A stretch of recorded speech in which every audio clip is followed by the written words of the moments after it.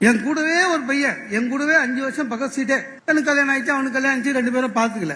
திடீர்னு ஒரு 5 வருஷத்துக்கு முன்னால பார்த்தேன். நல்ல நண்பன், எப்பவுமே ஜாக்கிரதையா இருக்கணும். வீட்டுக்கு கூட்டி போயிட்டு என் ஒய்ஃபை பாக்குறேன்னு கூட்டிட்டு வந்து, இதுதான் என் ஒய்ஃபு. இதுவா? அப்ப அது அப்படின்னா, அவன் 5 வருஷம் என் கூடவே இருந்தவன். அப்ப அது அப்படின்னு சொல்லிட்டு அவன் போயிட்டான் சார். அந்த அது எது இதுக்கு கிட்ட சொல்றதுக்கு எனக்கு 3 மாசம் ஆச்சு. யார பார்த்தாலும் இப்ப என்ன பண்ற அப்படின்னு. போன வாரம் தான் சொல்லிருப்போம், இந்த வாரம் கேட்பான், டே வார வாரமா வேலையை மாத்துவான். என்ன ஒருத்தர் கேட்டான், இப்ப என்ன பண்றேன்னா, எனக்கு கோவத்துல என்ன பண்ண பேசுறேன்னு. அவனுக்கு கோவம் வந்துச்சு.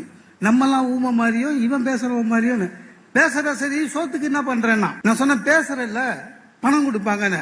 அப்ப நீ வாய வாடகை விட்டு பொழைக்கிற அப்படின்னா. ஒரு பேச்சாளரை இதை விட அவமானப்பட்ட. ஆனா இப்ப நான் தெளிவாயிட்டேன். யாராவது என்ன பண்றேன்னு கேட்டா உடனே சொல்லிடுவேன், LIC ஏஜென்ட் ஆயிட்டேன்னு. 2 வருஷத்துக்கு நம்மள பார்க்க மாட்டானுங்க. அந்த நம்ம தெரு பக்கமே வரமாட்டான் சார்.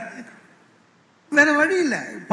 ஒரு தனி மனிதன் எப்படி இருக்கணும்னு சார் வள்ளுவர் மாதிரி தனி மனிதனுக்கு வித்தியாசமா சொல்லி கொடுத்தது யாருமே இல்லை சார்.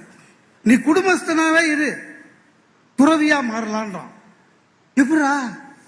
ஒண்ணு இல்ல, கோபத்தை விட்டு விடு, நீ துறவி.